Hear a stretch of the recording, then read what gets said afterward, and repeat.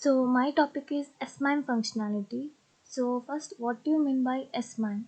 SMIME stands for Secure Multipurpose Internet Main Extension, which is a technology that allows you to encrypt your emails.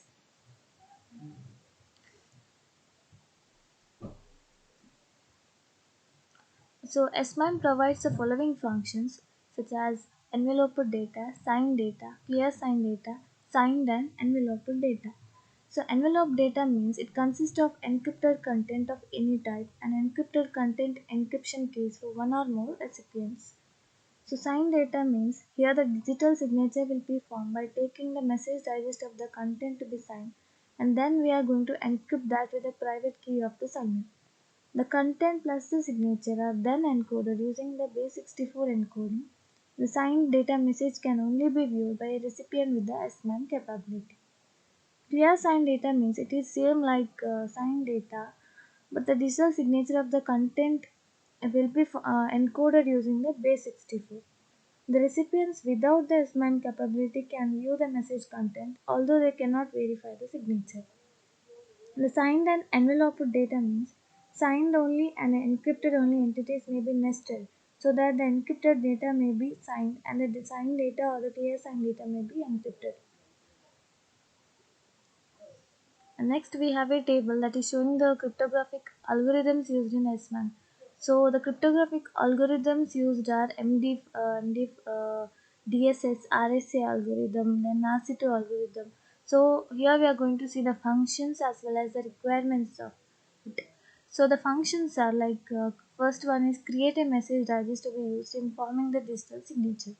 So the requirement of it is it must support SHA-1, that means secure hash algorithm, and the receiver should support MD5, that is message digest for the backward compatibility.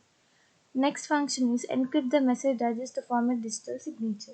The requirement of it is sending and the receiving agents must support DSS, and the sending agent should support RSA encryption. DSS means digital signature standard, and the receiving agent should support the verification of RSA signature. The key size used will be 512 bits to 1024 bits. And the next function is encrypt the session key for transmission with a message. Here the sending and the receiving agent should support Diffie-Hellman, and the sending and the receiving agents must support RSA encryption with the key size 512 bits to 1024 bits. And the next function is encrypt the message for transmission with the one-time session key. Here the sending and the receiving agents must support the encryption with the triple DES, and the sending agent should support the encryption with the AES, that is Advanced Encryption Standard, and the sending agent should support the encryption with the RC2 by 40, which is an algorithm that is used in the cryptography. And create a message authentication code, the next function. The requirement of it is the receiving agent must support HMAC, that is hash message authentication code, with the SHA-1, that is secure hash algorithm, and the sending agent should support HMAC with the SHA-1. And next, the following rules in the following order should be followed by the sending agent.